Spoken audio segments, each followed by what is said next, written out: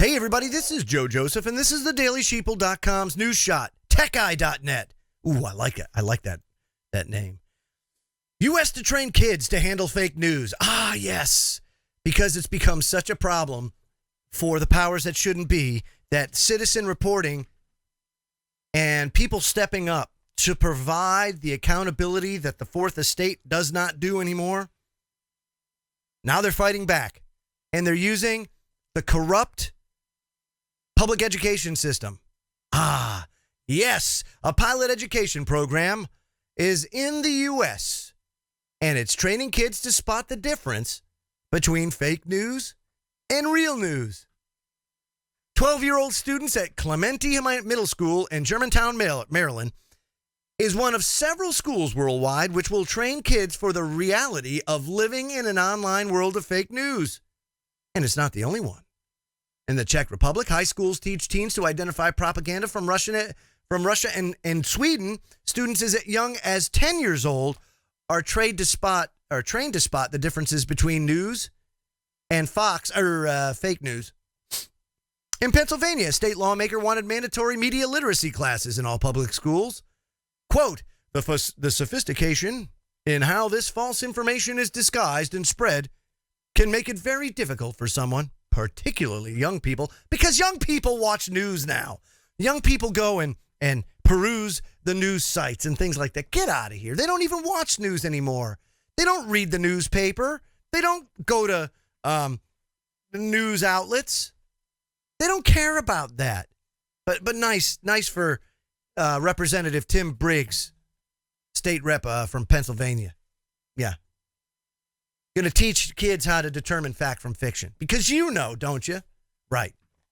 A survey by Common Sense Media said that while kids are good at consuming news, they're rubbish when it comes to spotting what's real and what's not.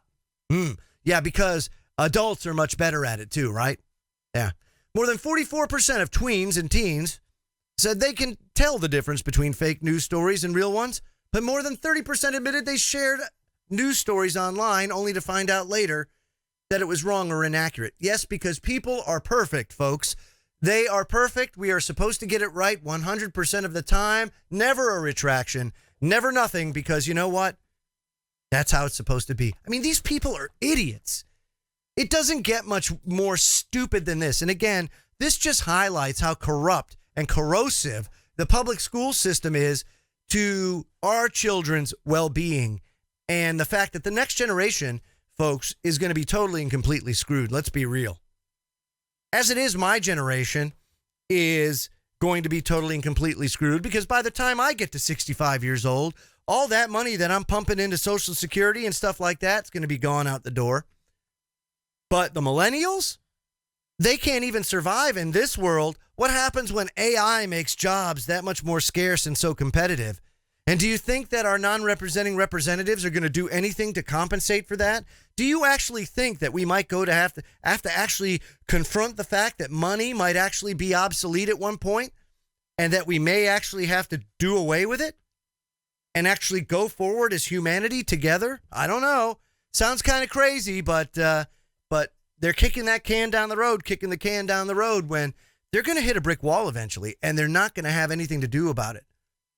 One course created by the nonprofit, the News Literacy Project, that teachers from California to Virginia are adding to their classrooms, includes a 10-question checklist for identifying fake news. Who made this? Who's making money off it? Who might be harmed by this message? What's left out of this message that might be important? And is this credible? Let's take this, for example, CNN. Okay, mainstream media. No, because you know what? Let's take the Trump thing out of it, okay? Let's just use let's use Fox News. Fox News. Everybody loves Fox News, right? Okay. Who made this? Fox News. Who's making money off it? Let's see. Fox News. Where do they get the money from? Big Pharma, special interest group, big corporations. Let me ask you this. Do you honestly think that you're going to have an article that speaks ill of Big Pharma anywhere across the mainstream media? No. Why do you think you see all these advertisements for new drugs that come out? Do you think they literally have to advertise it? Can you as a consumer, and I hate using that term, can you as a consumer go to the supermarket or go to the department store and go buy yourself prescription drugs that require a prescription? No, you don't. You have no control over it. You have to go to your doctor, and the doctor has to prescribe you something. And it's not like you're going to have, most of humanity doesn't have the knowledge to say, well, I've done my research on this new drug that has just hit the streets, and by Joe, I think it'll do great for my rheumatoid arthritis. So I would like you to prescribe me some Celebrex, please. Oh, we all know what happened with Celebrex now, didn't we? And yet you saw that advertised. It was thrown out in your face. Doctors were paid a mint. They got all sorts of great little pins and trinkets to hand out to their patients. Celebrex. Look what happened there. Did the mainstream media provide any coverage on Celebrex? No.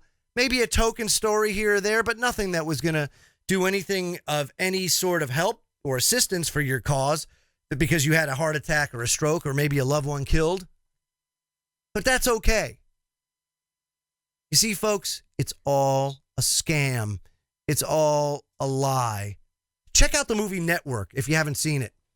A great movie that just goes to show you, this is back in 1976, but boy, it tells a lot of truths about the boob tube and its media apparatus. I'm Joe Joseph. This was the DailySheeple.com's News Shot. Feel free to subscribe to this YouTube channel and check out our website over at the DailySheeple.com. Have a great day, everybody.